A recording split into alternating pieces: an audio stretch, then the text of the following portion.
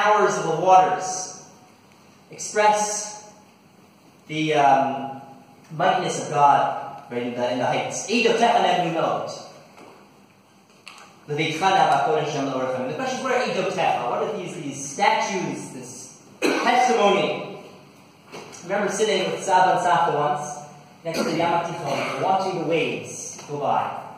Saba asked this question. He said, what's Eidotecha? He said, usually Eidotecha, that's Torah, that's Nevuah. That's maybe the way that we interpret it. However, it's also what we're looking at right now. We've heard so much. Appreciating nature, as my father mentioned. The waves, Eidotecha, they testify. The power of nature testifies to your existence, Hashem. He saw Torah, Kodesh Baruch on every aspect of nature, of living with people, as my father mentioned. Saba taught me courage, to always stand up for what he believes in. I remember he used to say that, I think in his first pulpit, it didn't last very long, he ran away because they decided they were going to take down the pizza. He said, that's it, I'm out. He had none of that. He used to tell us the secret to being a rabbi was to make a fist and scream out, it's an outrage! And that expressed his passion. And how he felt the need to speak out about something. When he cared about something, he was going to say something.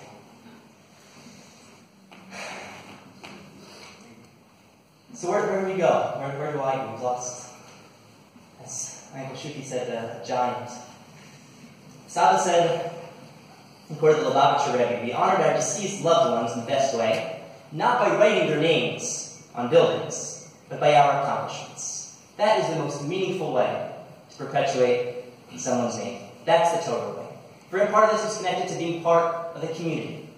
He always used to talk about, we Jews. Remember that. Stuck in my head. I think we Jews do X, Y, and Z, because he always felt part, connected to other Jews.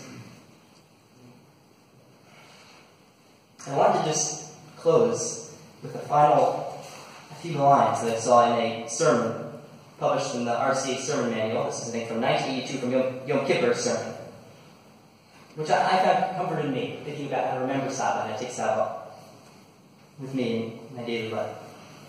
He writes, for me, Yizkor is a daily occurrence, as I offer the same prayers my parents did, observe the same Sabbath, adhere to the same traditions, and practice the same mitzvot. Though gone from this world, they yet share with me and my children all of life's experiences. I often hear my mother's sweet voice whispering in my ear, Chop Nishmayr, don't be afraid. Jacob, Yaakov Avinu, fled from his brother and swore vendetta against him. And God spoke to Yaakov and said, be not afraid. Al tirab Yaakov, for I am with you. And may God forever be with us. I love you, Saba, and I miss you. Thank you, Sikor.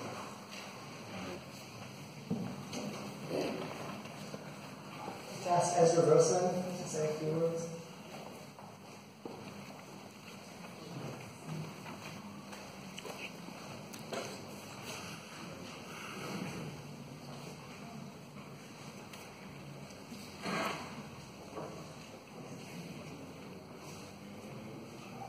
I didn't have many opportunities to hear Saba give sermons in the Baron Hirsch. But for the past 4 years, up until a couple months ago, I would call Saba every Friday, and Saba would tell me a short Var Torah, focusing on a central theme in the Parsha. The length of these Divrei Torah were always irrelevant. I was always recharged and excited to continue practicing Judaism by the end. The fervor of Saba's Divrei Torah would always captivate his audience and ignite them with the spark of Judaism. Something else very unique about Saba was the way he would answer the phone. He would always answer the phone and say, hello, Ezra Yaakov Halidi Grossman? Could it be? And that wasn't the only way he would answer the phone when I called. I remember Eliyav would call, and he would say, hello, Pesach Eliyav? Could it be? And it wasn't limited to his family. I don't remember seeing Saba meet someone, and whether the person was a homeless man or the Queen of England, he made that person feel as if the world had just been created for him to meet that person at that moment. But Saba's passion was not limited to his sermons or the way he greeted people. This was his very essence and how he lived every aspect of his life. We all deeply miss and always remember the energy that he infused in everyone around him. And I would just like to conclude, as my father touched on, with the way that Saba would end all of our phone conversations, from when I was in the army until he passed away. And he would always say, Yehi shalom b'chelef shalva b'armonotayich. May there be peace in your walls, tranquility in your palaces.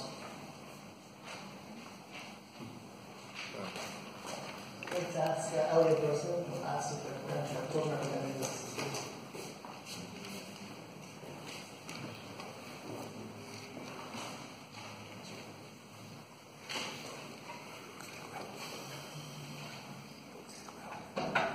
There was once a curious little boy who wanted to know about God. So he went to his Saba, who was a rabbi, and thought about these things. Saba, what does Hashem look like? But Saba was a sophisticated theologian. He could not simply dispense an answer that would fall easily on such tender ears. Well, he said carefully, Hashem doesn't look like anything. Saba tried to explain that God does not have a body and is not physically accessible to us mortal humans. But what does he look like? The little boy insisted. And Saba again tried to explain that omnipresence and corporeality are not mutually exclusive, that God can be both everywhere and nowhere, that his presence permeates all but leaves no visible trace. But Saba, what does Hashem look like?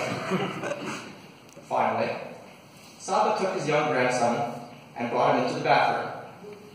He set the boy on the counter and said to him, "Look into the mirror. Do you see? That's what Hashem looks like. That's what Hashem looks like."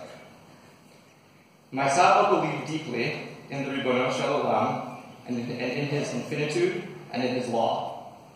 But he believed maybe even more deeply in the power of humans. People have tremendous capacities, and these capacities transfixed my Saba like nothing else. Saba saw that human beings could inflict the most horrific suffering in human history during the Holocaust, and yet he saw that human beings with effort and toil could make the fantasy of Jewish autonomy in the land of Israel a lived reality. It was my Saba's belief in the unsurpassable potential of the human that gave him the same energy and delight in speaking to presidents and prime ministers as it did in teaching teenagers and school children. My Saba's belief in the human ability to create and to build made him proud. Proud of the institutions that he built and in which he invested so much. Proud of the people he met throughout his life and who enriched his life. And above all, tremendously proud of his family. Saba, your grandchildren know from watching you, and from seeing the model that you set, from seeing your strength, your accomplishments. They know that they are each invested with the awesome power and potential of the Creator. Saba, we love you, and we miss you.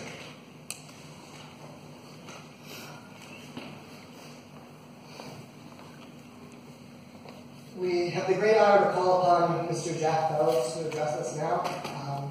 Mr. Bells is the CEO, Chairman, and Director of Bells Enterprises based in Memphis, and is one of the best known people in the Memphis Jewish community for all his support for the greater Jewish community, the entire community of Memphis. But I think to us, the grandchildren, the entire family, he is a household name, and he's the only person I ever heard my grandfather refer to as his best friend. So it's a great pleasure to ask you this.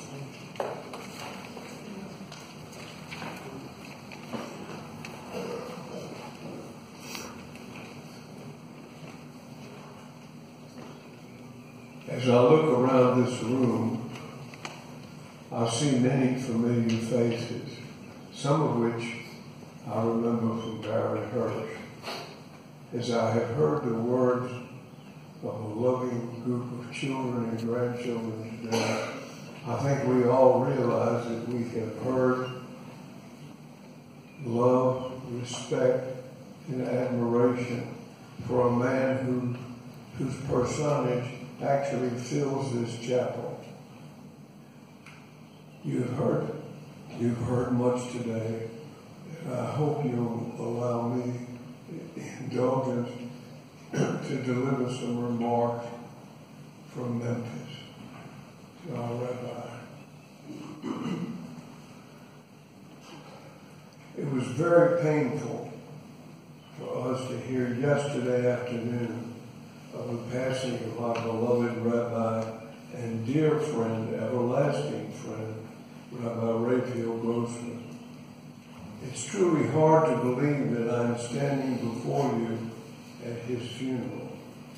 Only night before last, I told my wife Marilyn that I was going to try to make contact with Shammai in order to see if there was some way that we could visit with the Rabbi and Shirley.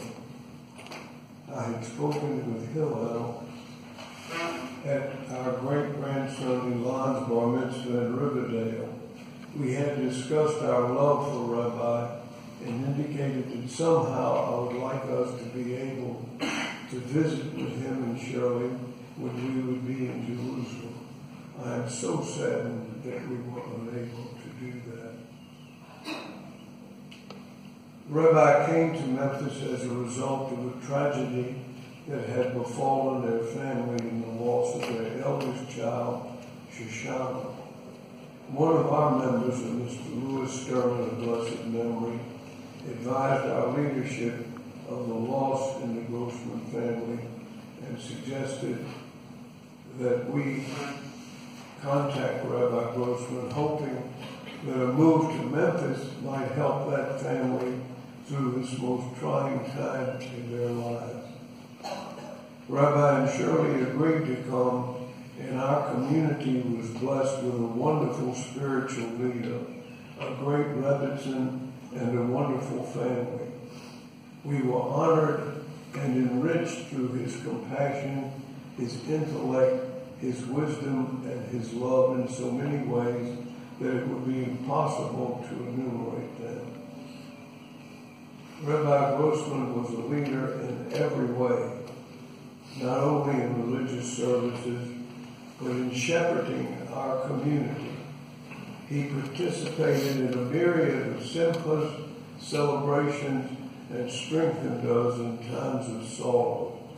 He helped us plan and execute our move from the historic Baron Hirsch Synagogue, which at one time was the largest Orthodox synagogue in the United States, into our present spiritual home.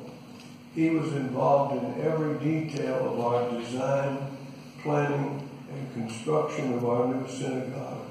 He was helpful in the fundraising. He felt and demonstrated his close attachment to everyone in the Baron Hirsch family and in our Jewish community. Rabbi Grossman, as we've heard today, was a remarkable storyteller, and he captivated our imagination. Every story had a powerful message. He was a gifted author, as illustrated by his commentary on Bereshit in his book, Vino. His weekly publication in the Jewish press of Thinking Aloud was a treasure. In fact, in 2004, our family had the pleasure of compiling these pages into a book, which happened by coincidence to be 613 pages. It was no coincidence, knowing how the Rabbi worked. We dedicated this in a leather volume to him and his family. His Sunday morning classes, Israel the Week in Review, were an enlightening and stimulating. Marilyn and I and many other members of our congregation rarely missed a class.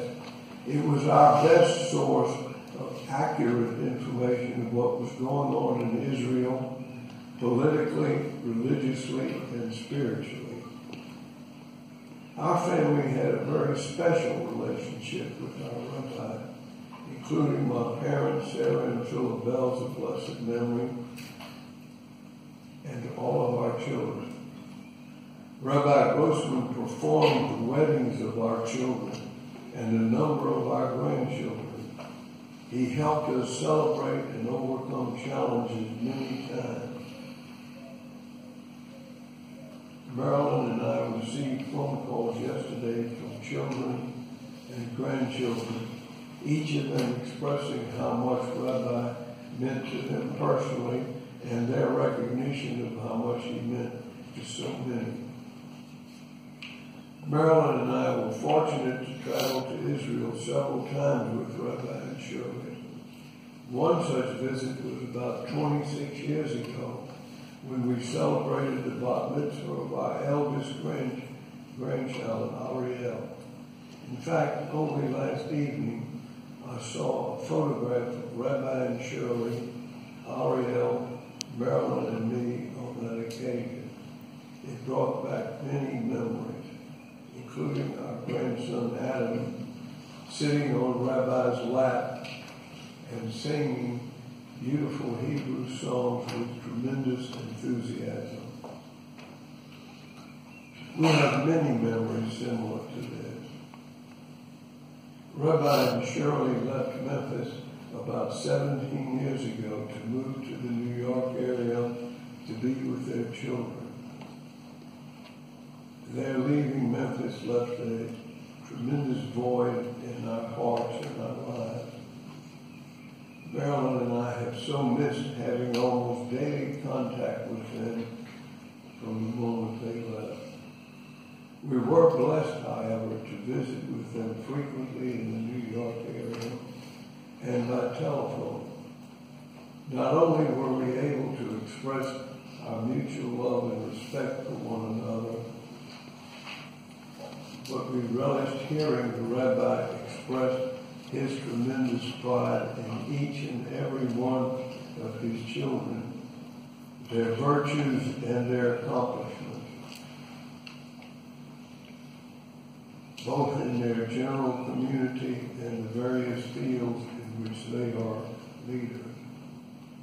He loved every one of his grandchildren and could not stop talking about how much love and respect he had from every member of his beloved family. Last evening, our dear friend Ira Lippman called me with tears in his voice as we recalled Rabbi's relationship with him.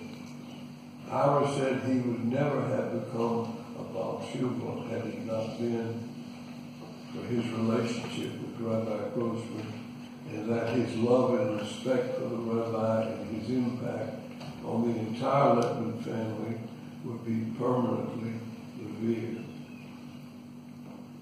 Our Rabbi was honored not only by our community, but also literally by the national Jewish community and the international community.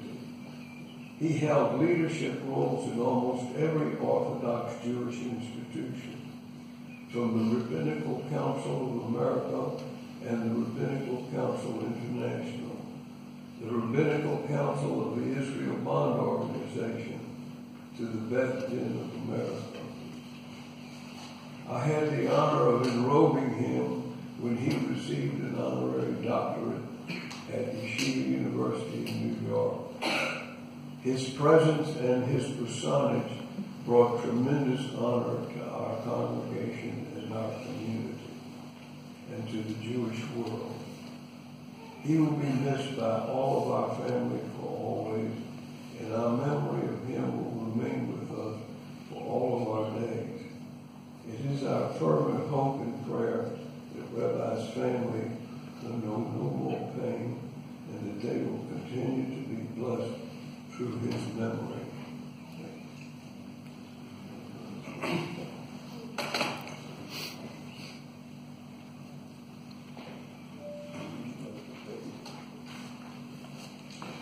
I'd like to ask Rabbi Shmuel Golden to address us last. Rabbi Golden is the senior scholar at Nefesh Nefesh and was the rabbi of the congregation Ahavas Roar in Englewood, New Jersey for over 30 years.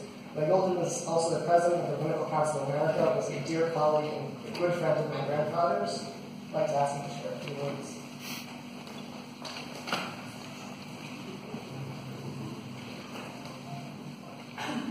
As you can well imagine, it's very, very difficult to add to the words that we heard today.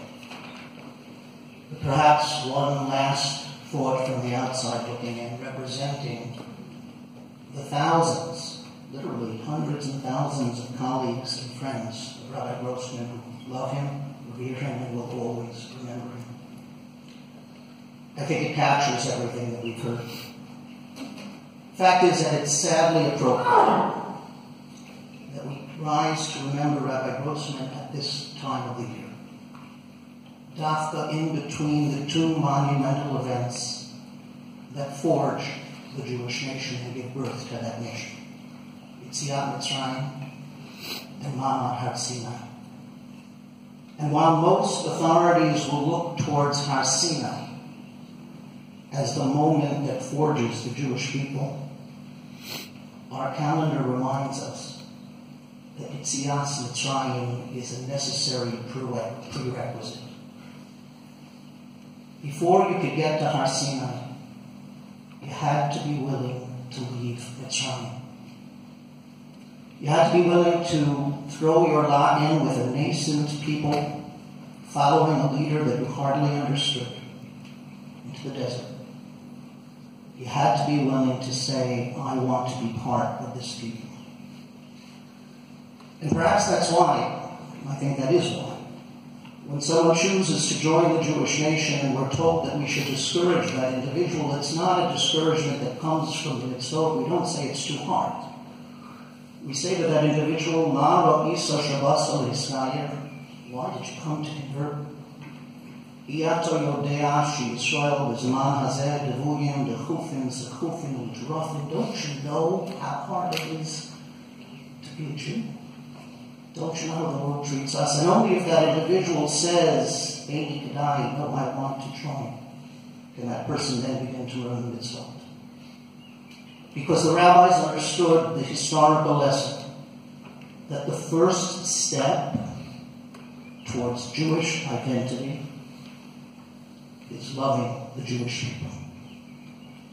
And to my mind, that is exactly what encompassed, empowered everything that Rabbi Grossman did. We've heard today that he was many things to many, many people. He was a Rav, a counselor, an educator, an orator. I can tell you that he was a rabbi's rabbi. He loved rabbis. He loved being a rabbi. I can read the list that Mr. Bells began to speak of, and I keep you here for another half hour, of all the institutions and all the organizations, not only that he was part of, that he led, that he was president of, from the Beth Din of America to the RCA to the International, but what powered everything, and what I know I will remember more than anything, was that Rabbi Rafael Grossman was a lover of and a champion of the Jewish people. He loved being a Jew. There is no one I know who loved being a Jew more than Rabbi Grossman. I will always remember the passion with which he would speak at every RCA meeting. Rabbi Grossman didn't speak, he roared. And it didn't matter what the issue was and what the topic was. He was the defender. He was the man who would say, this is how it should be done, and this is how it has to be done. I will always remember the passion that he would talk with when he spoke about those in need. Anyone in need. He loved his community. He led his community, and I have quotes here which I will not read because of the time, from individuals who have spoken to me since his passing, members of my community in Englewood who loved him and revered him and continue to do so. The way in which they speak about this Rav, the way in which they speak about the wisdom with which he led his community, the way in which they speak about the way he touched their hearts and the hearts of those around them, would make any love proud. I'm envious. It's an amazing, amazing phenomenon. Everything he did was passionate, was real, and came from the heart. He understood that before you get to Sinai, you have to be willing to leave Mitzrayim. You have to be part of the Jewish people. And that's why it's not, to my mind, a coincidence at all. Not only that we remember him between Pesach and Shavuot, but also that he passed away on Yom HaShoah. Perhaps it was HaKadosh Baruch Hu's way and Rabbi Grossman's way of saying, I want to be with my people once more. I want to be with my people once more in the depth of their struggle, within the deepest questions. I want to be with them. Nothing could be more appropriate. And I'm certain that he will roar in heaven, that he will turn to HaKadosh Baruch Hu and defend his family, whom he loves so deeply, defend Klal Yisrael, defend this state, and defend Jews throughout the world. For the passion and the love that he showed will always endure. Tehem Shmasot Shura Yitzra'ah.